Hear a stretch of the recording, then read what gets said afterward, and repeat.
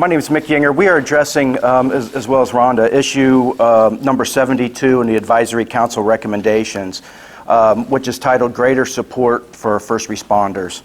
And it states, support collaborative strategies that increase local support available to first responders related to secondary trauma and build targeted efforts for suicide prevention among first responders. My name is Mick Yinger. I'm a retired Columbus police officer. I spent 12 years of my career working covert assignments, a short time in the Narcotics Bureau, and the majority of the time in what's called the Strategic Response Bureau. This is my partner in the back there, Mike Pavolino.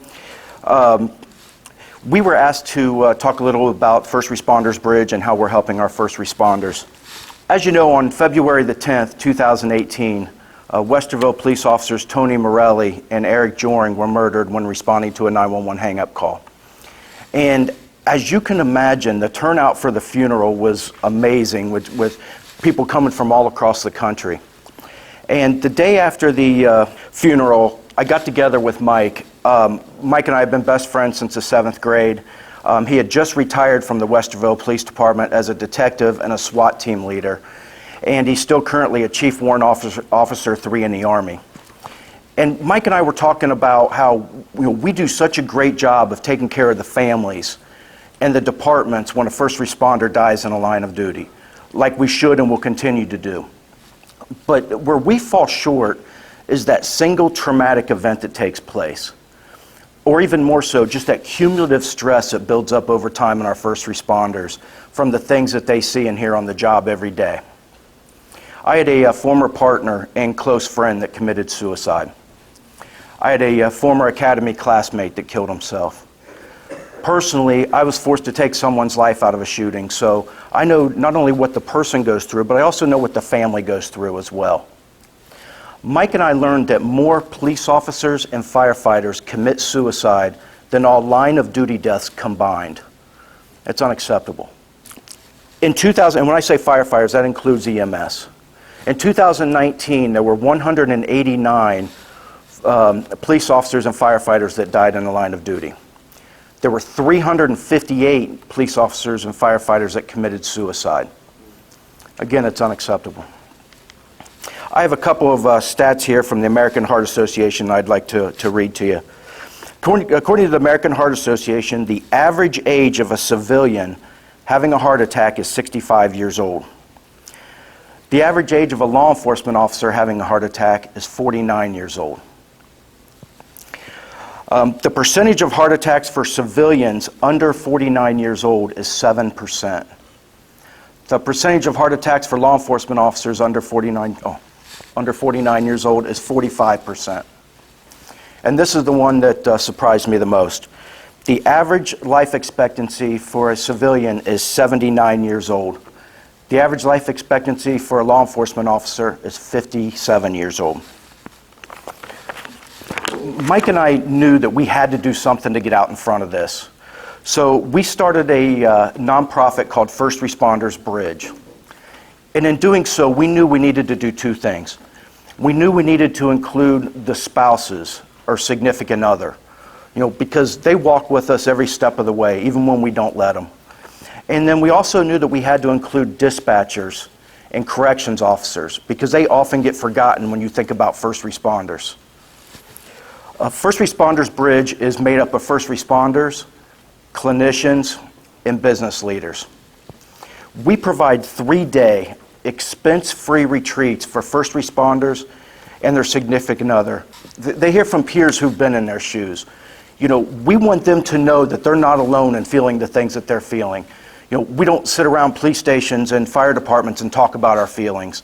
We tend to keep it bottled up inside because we don't want our families going through what we go through every day, and it ends up building up. So we bring in peer speakers like Scott Geiselhart, who's a firefighter from Minnesota, and he was having such flashbacks and nightmares whenever he'd go to sleep that he started taking meth to stay awake. And it got to the point he got addicted to meth. He was doing a line of meth an hour and staying awake for days at a time. And fast forward several months, he ended up going into his office, closing the door, putting a revolver to his head and pulling the trigger. And by the grace of God, the gun didn't go off. And he ended up getting help. He did EMDR therapy, and he now speaks across the country to groups like ours, and he's become a good friend. We also bring in a Columbus police officer who's, he talks about the trauma that he's experienced both on the job and off the job, and how he persevered. We bring in several peer speakers throughout the weekend, including a surviving spouse. But they also hear from our incredible clinicians. If you don't have experience working with first responders, you can't work with our people. You know, our stresses are just so different. So we bring in, just to name a few of our speakers, are Lisa Callender, who's the director of the Employee Assistance Program with the City of Columbus. Dr. Ken Yinger, who's the director of the STAR program for Ohio State University. And Kay Work, who is a legend when it comes to first responder mental health in the United States. We also bring in the spouse of a San Antonio, Texas police officer. Together, they started a ministry called Wives on Duty. And she has 17,000 followers on social media. She's written 3 books to first responder spouses.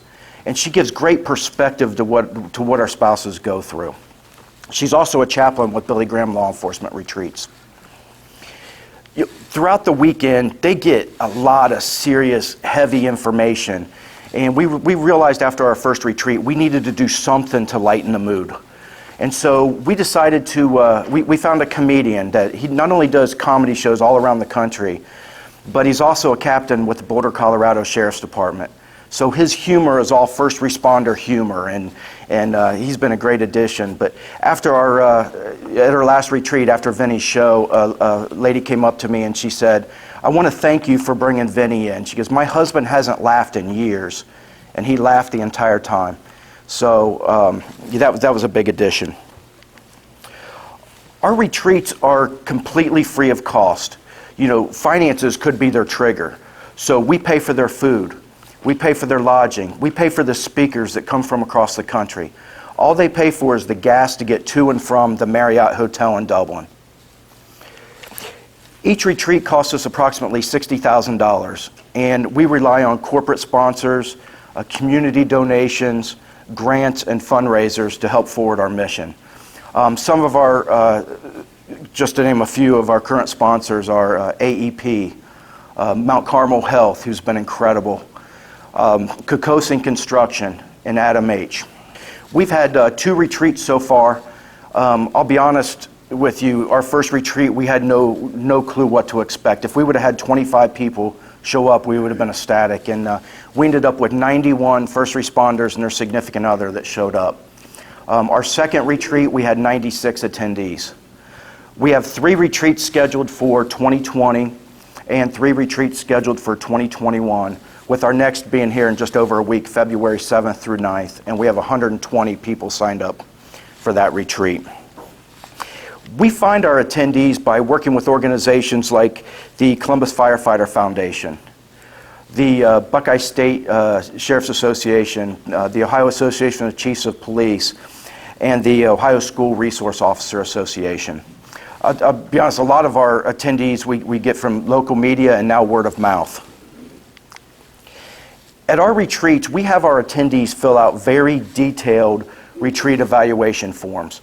You know, we want to know what they're getting out of the retreat, we want to know how our speakers are doing, and then we want to know how we're doing as an organization. And then Dr. Jack Malinky then sends those out to an independent group to score. It wouldn't be fair to our sponsors, and it wouldn't be fair to ourselves if we graded those ourselves. So we send those out, and we can report that so far, 98.7% of our attendees have graded the Bridge Retreat either a 4 or 5 stars out of 5, with the majority of those being 5 stars. They then receive follow-up surveys, 30, 60, and 120 days after they return home that, again, our clinicians put together. We want to know, number one, how they're doing. You know, what barriers are you facing since you've returned home? And then just basically how they're doing, and they have a whole list of questions there. And we can report that after our first retreat, 50% of our attendees followed up with a clinician or a peer group. And after our second retreat, 40% of our attendees followed up with a clinician or peer group. And 72% of our attendees have reported that they've gone back and helped peers dealing with job-related stress.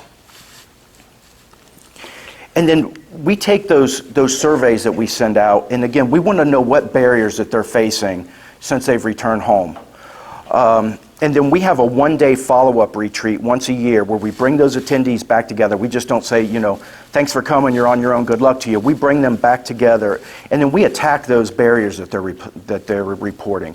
Some of the most common barriers that they're reporting are lack of resources in their area, and that's probably the biggest. Columbus, Cincinnati, Dayton, Cleveland, we have all the resources we need, but when you get out in the small areas, a lot of these departments don't have EAP programs and they don't have the resources. So we bring in Deirdre DeLong from the Ohio State, or from the FOP Foundation. She talks about resources that are in the area for both police and fire. And then another thing they're reporting is they feel worthless and not worth getting the help, which is sad. And then the last is time management. They report that they don't have enough time. So we bring in experts and we attack those things on our one-day retreat. When you have healthier first responders, you're going to have less mark-offs. You're going to have less complaints. Hopefully you're going to have less divorces and less suicides.